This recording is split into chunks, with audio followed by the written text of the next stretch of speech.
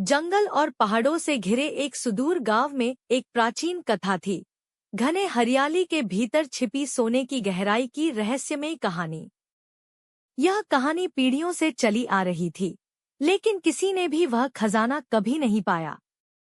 गांव के लोग इसे सिर्फ एक मिथक मानते थे, लेकिन दो सबसे अच्छे दोस्त, रीना और कवि, इस किंवदंती को सच साबित करने के लिए दृढ़ संकल्पित थे। बचपन से ही वे दोनों जंगल में खेलते और सोने की कब्र के बारे में कहानियां सुनते आए थे। उनके दिल रोमांच से भरे थे और अब बड़े होने पर वे इस खजाने की तलाश में जाने का मन बना चुके थे।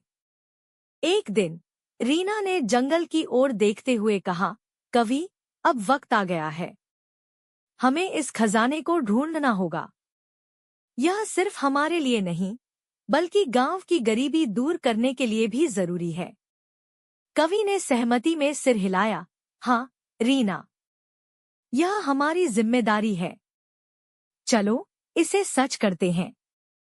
सुबह सुबह वे जरूरी सामान के साथ जंगल की ओर निकल पड़े। जंगल घना और रहस्यों से भरा था, लेकिन उनके दिलों में साहस और उम्मीद थी। दिन बीतते गए और दोनों दोस्त कठिन चट्टानों, खतरनाक जानवरों और अनजाने रास्तों का सामना करते रहे। एक दिन जब वे थकान से चूर होकर एक जगह बैठे थे, अचानक उन्हें एक गुफा दिखाई दी। गुफा के दरवाजे पर कुछ प्राचीन निशान थे, जो गांव की कहानियों से मेल खाते थे। यह वही जगह है, रीना ने उत्तेजना से कहा। कवि ने गहरी सांस लेते हुए कहा, चलो अंदर चलते हैं। वे गुफा के अंदर दाखिल हुए। वहां घना अंधेरा था, लेकिन दूर से उन्हें एक तारे की तरह चमकती रोशनी दिखाई दी। दोनों उत्सुकता से उस रोशनी की ओर बढ़ने लगे। अंत में वे उस जगह पहुंचे जहां सोने की खदान उनके सामने थी। उनकी आंखों में अविश्वास और खुशी दोनों थी। रीना, हमने इसे ढूंढ लिया, कवि ने चिल्लाया। लेकिन तभी गुफा में जोर से कंपन हुआ और पत्थर गिरने लगे।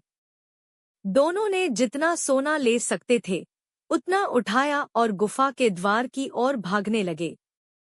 कवि किसी तरह बाहर आ गया, लेकिन रीना पीछे रह गई। गुफा का द्वार पत्थरों से बंद हो गया और रीना अंदर फंस गई। कवि गहरे दुख में डूब गया, लेकिन वह सोने का कुछ हिस्सा लेकर गांव लौटा। जब गांव वालों ने रीना के बारे में पूछा, तो कवि ने सारी कहानी बता दी। गांव वाले भी रीना की मौत से दुखी हो गए और उसकी याद में गांव में उसका पुतला बनाया गया। कवि रोज उस पुतले के पास जाकर रीना को याद करता था। हालांकि सोना मिल गया था, लेकिन कवि के लिए असली खजाना वह नहीं था।